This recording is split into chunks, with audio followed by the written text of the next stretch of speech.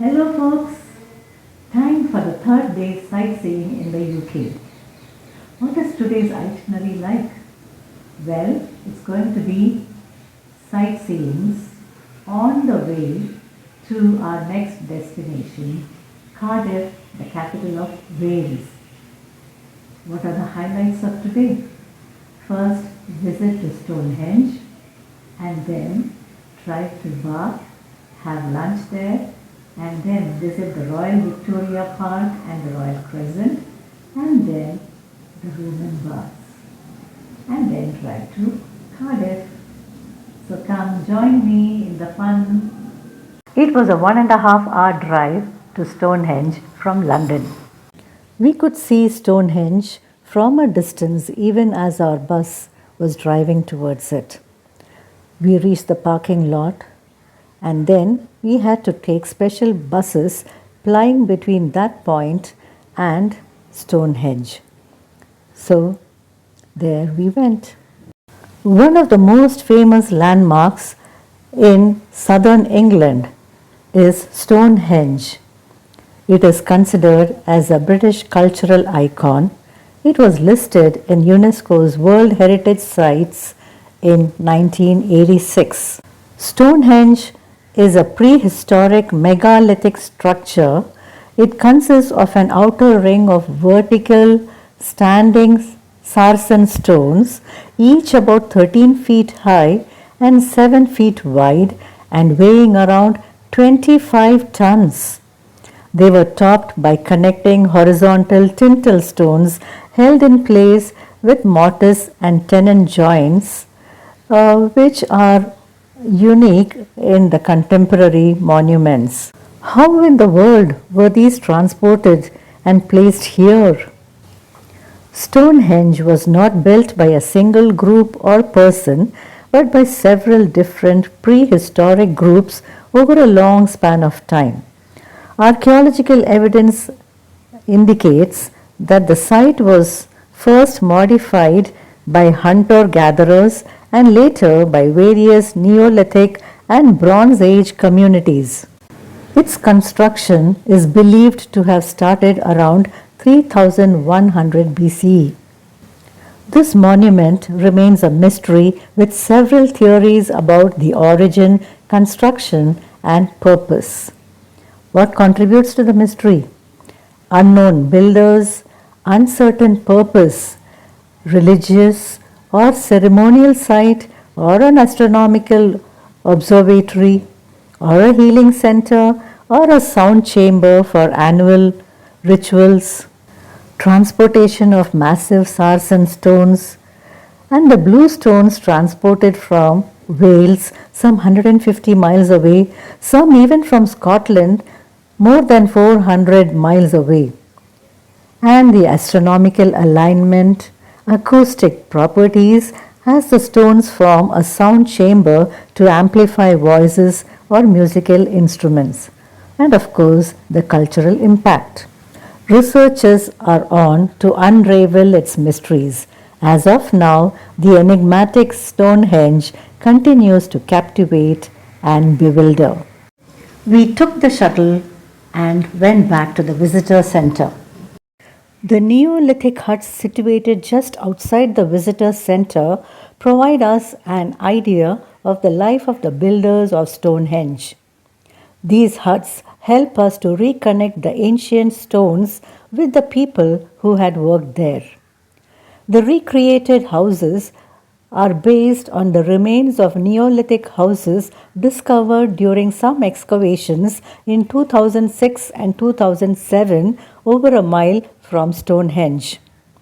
These huts have a thatched roof, knotted or tied straw carefully secured onto a hazel woven frame. They have wooden or woven furniture like beds, seating, storage, etc. Visitors can step in through the door and look around to get a feel of the life and activities of those ancient people. We boarded our coach, bid goodbye to Stonehenge, and left for our next destination. We relaxed during the drive. We reached the city of Bath, and as we were driving around, we were enamored of the beautiful sights around. We drove, first of all, for lunch at an Indian restaurant called the Pearl of India, and then proceeded for sightseeing to the Royal Victoria Park and Royal Crescent. Royal Victoria Park is a public park in Bath. It was inaugurated in 1830 by the 11-year-old Princess Victoria, 7 years before her coronation. This was the first park to carry her name. The Royal Victoria Park is overlooked by the Royal Crescent and consists of 57 acres with attractions that include a skateboard ramp, tennis, bowling and putting greens, and 12 and 18-hole golf course, in addition to a large children's play area and a botanical garden. The Royal Crescent is a 500-foot long crescent. It has a row of 30 terraced houses in the shape of a majestic crescent. It's a fine example of Georgian architecture in the UK. Many eminent people have lived in the Royal Crescent in these 240 years. Our next destination, Roman Bath. We were excited to visit the Roman Bath. Each of us were given an audio walkie-talkie from which we could get to know the details. We started walking along that exquisite lanes lined with shops. This was the ancient tree. And this was the oldest house, Sally Lunn's house, and this was her bakery, both established way back in 1482. My goodness. We walked towards the Roman Bath. It seemed to be a happening place.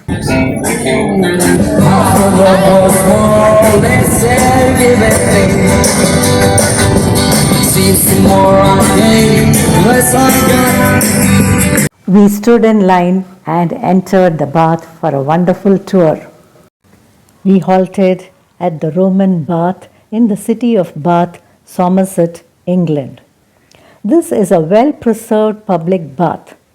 These Roman baths were used for public bathing from 50 AD till the end of the Roman rule in Britain in the 5th century AD. The original Roman baths were in ruins a century later. The area around the natural springs was redeveloped later. The entire structure above the level of the pillar bases is a later reconstruction. Members of the royal families of Europe have visited Bath for various purposes in the 16th and 17th centuries. The hot spring at Bath was known to the pre-Roman Celtics of Britain. The facilities were improved to accommodate the number of pilgrims from afar in the 4th and 5th centuries.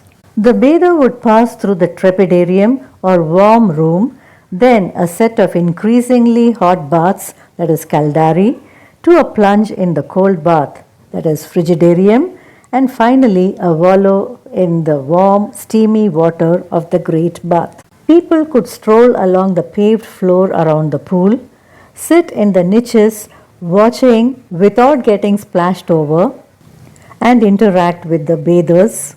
So, Roman baths were more than mere bathing places. They were social hubs and centers for relaxation and hygiene in the ancient times. Well, the baths were abandoned after the Romans withdrew from Britain, but the complex was excavated from the 1870s onwards. It is below the modern street level, and the Great Bath today is open to the sky and visible from the street. During our visit, we had to go up, we had to go down, so many flights of stairs, and we were dog tired at the end of the 2.5-hour tour. During much of the 20th century, people would come to swim in the Great Bath, but bathing there was closed to the public after 1978, when a bather died from an amoeba-borne illness that she had contracted from the water.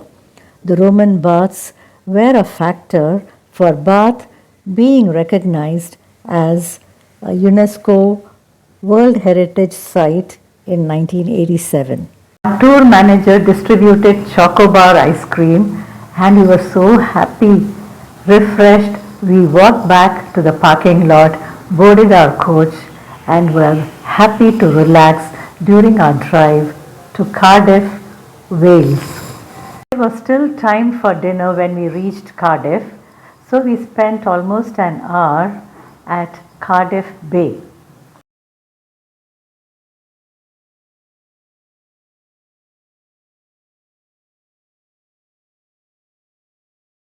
Then dinner at the Indian restaurant Spice Route. After that, we checked in at Radisson Blu and hit the bed after a tiring day. Guess what? In all these places in the UK, sunset is around 10:30 or 11 p.m. That is after we go to sleep. So folks, how did you enjoy today's highlights? Stonehenge is a unique experience. Bath is a beautiful place and it has featured in several movies and television series, and we were really happy to enjoy its picturesque beauty. See you soon with my next installment of our tour of the UK. Thanks for watching and keep supporting. Bye bye. Take care.